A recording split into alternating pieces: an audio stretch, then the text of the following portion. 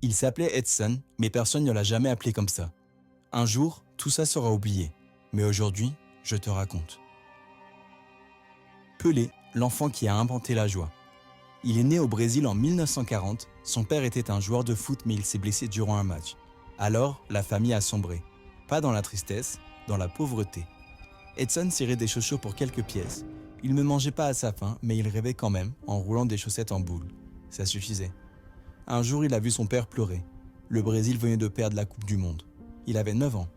Il lui a dit « Je vais la gagner pour toi ». 8 ans plus tard, il marque en finale de la Coupe du Monde de 1958. Il avait seulement 17 ans. Le plus jeune buteur de l'histoire, la plus jeune légende du football. Le monde le découvre. Le roi est né. Mais la gloire, ça brille moins de l'intérieur. Pelé ne jouait pas pour les records.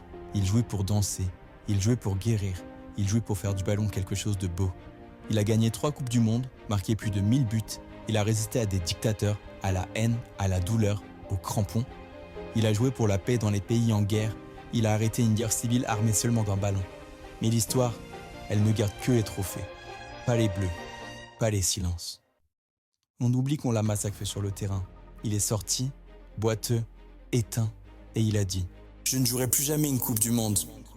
Il est revenu, et il a gagné, encore. Mais il n'était plus le même. En 1977, il a quitté le football définitivement. Son dernier match, 2 équipes, 2 maillots et un roi. En larmes. Il n'a jamais oublié d'où il venait. Il a toujours dit « Tout ce que je suis, je le dois au football ». Mais personne n'a jamais demandé ce que le football lui devait à lui. Il est mort en 2022, à l'âge de 82 ans, chapelet à la main, et le monde a pleuré, pleuré, pleuré. Pas pour un titre, pas pour une passe, mais pour un sourire, celui qu'il offrait chaque fois qu'il touchait le ballon. T'oublieras peut-être, mais au moins t'as écouté.